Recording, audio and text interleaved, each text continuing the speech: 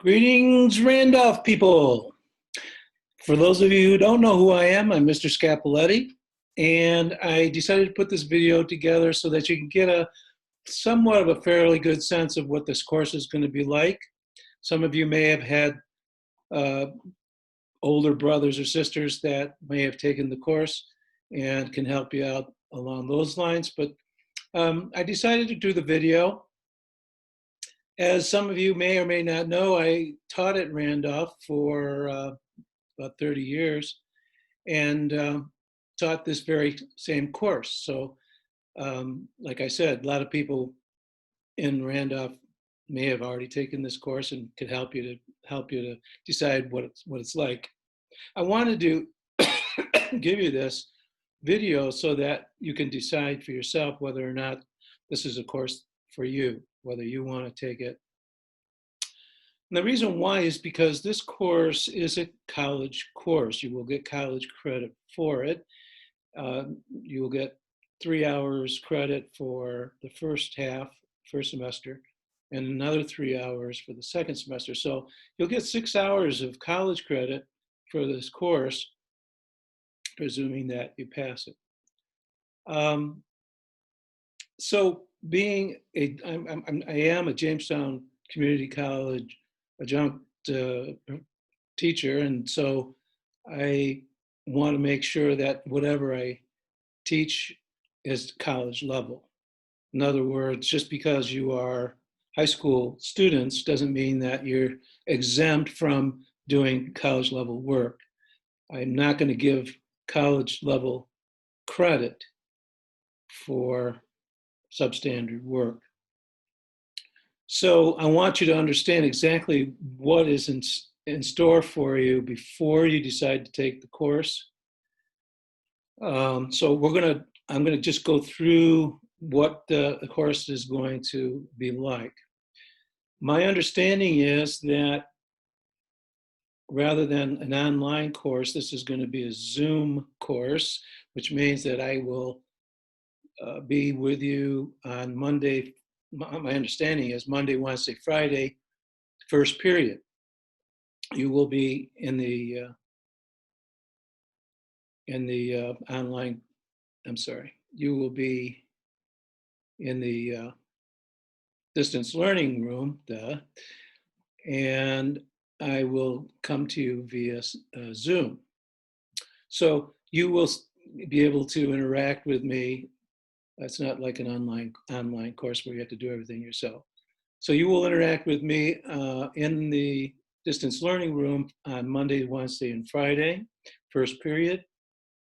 And we will be with Mrs. Swan on Tuesdays and Thursdays, and hopefully she can reinforce what I've been talking about, and I can reinforce what she talks about.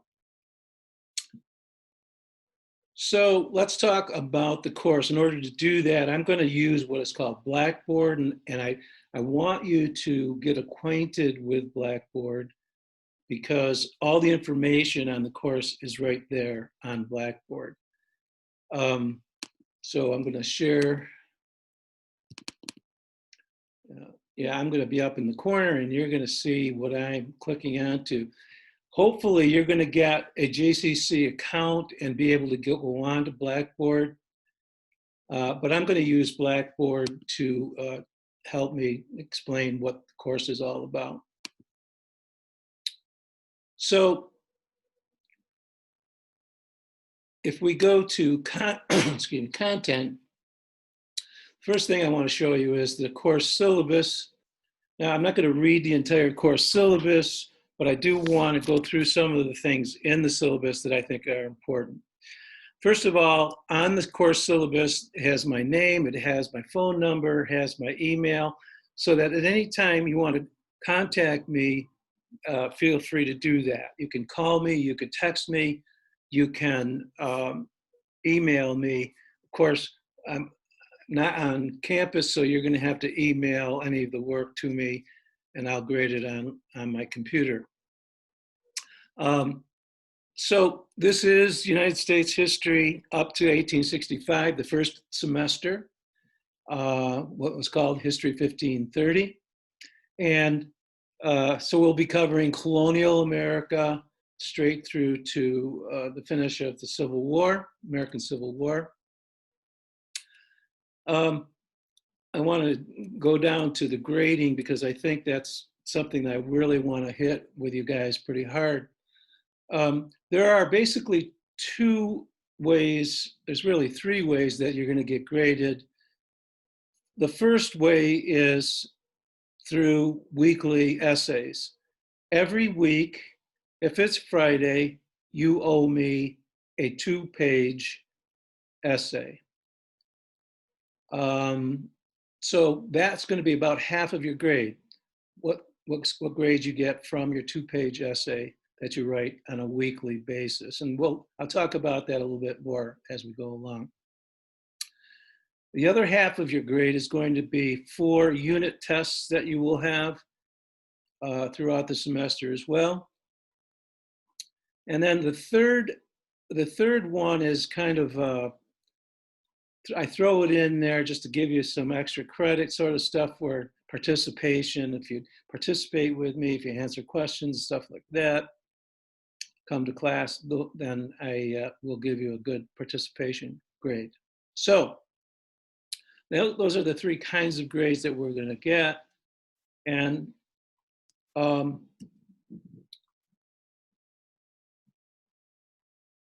that will constitute what grade you get on your, not only on your high school record, but on your college JCC record as well. I do want to say that this course has a dual purpose to it. As I said, you will get Jamestown Community College credit, 6 hours if you finish both semesters. But you also get 11th grade American history credit, and but you still have to take the, as far as I know, still have to take the American history Regents exam at the end of the school year. All right, so moving along. You do not have to buy a textbook for the course. We have an online textbook. It's called OpenStax, and I'm going to show that to you as we go along. But this is a free text. You don't have to buy anything. It's not going to cost you any money. And well, as I said, I'll explain that as we go along. I encourage you to, once you get onto Blackboard, to look at this syllabus and get a good sense of where we're at. Okay, so I'm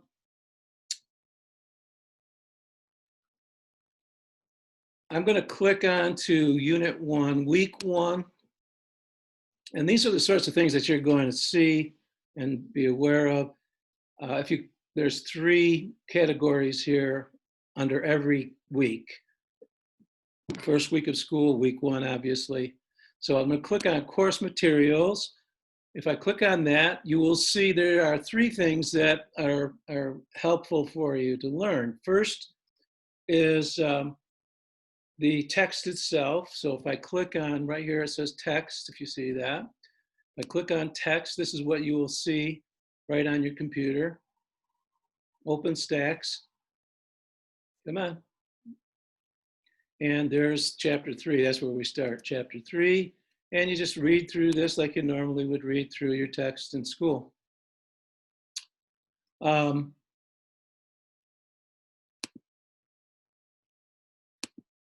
You also get to, yes. So you also will have at least 1 PowerPoint, maybe 2. So for example, the first thing we're going to talk about is how climate and geography affect people, civilizations, societies. And that's a PowerPoint about that. You also have a PowerPoint about the information that you'll glean from your textbook, which I will be using in class. So if it's something that was in class that you don't understand or you want to revisit, you can go on to Blackboard, I'm hoping, and you could get this PowerPoint up for yourself and look at it at your own leisure.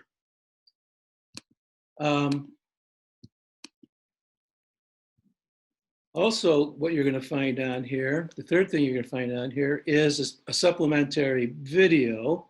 They're all very short videos done by some pretty strange social studies teachers, but they do a real nice job of condensing a whole concept in a very short video. This particular one, for example, is only about 12 minutes long. I'm just going to get it started here.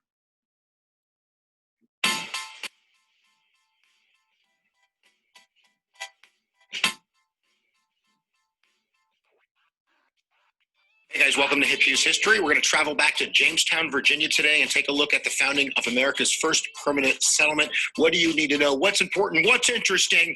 Let's try and do the giddy up for the learning. And go get. So that's, there's going to be a video like that on every week to help you to kind of solidify all the information that you're going to need to have. So every week, if week 2, you will have the same thing. You will have the course materials. Oh yeah, and then you also have a weekly assignment. Let me go back to week 1. So the first Friday, you're gonna owe me a 2-page essay. And there's the, if you go on assignments, you'll see the homework essay. Write a 2-page double-spaced essay on the following prompt.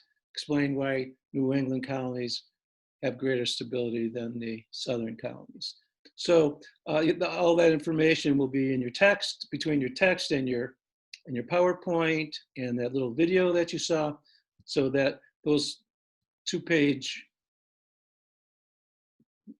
those 2-page essays shouldn't be too difficult for you. Let me go back. Let's see, what am I going to get to here?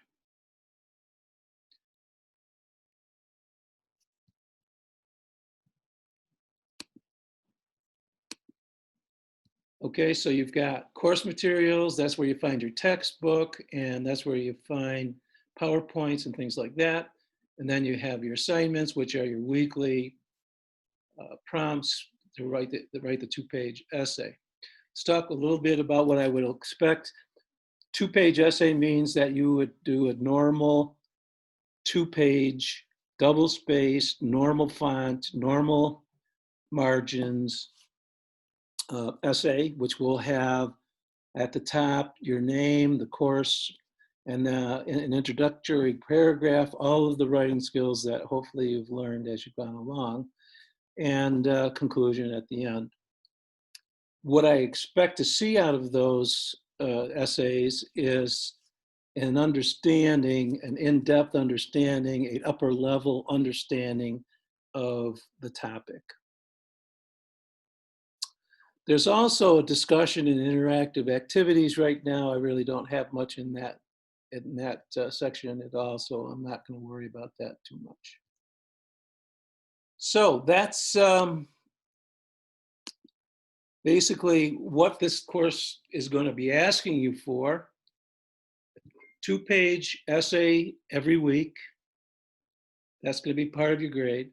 At the end of a unit, which is typically about 3 weeks, 3.5 weeks, you will have a unit test, which will cover all the information from those 3 weeks.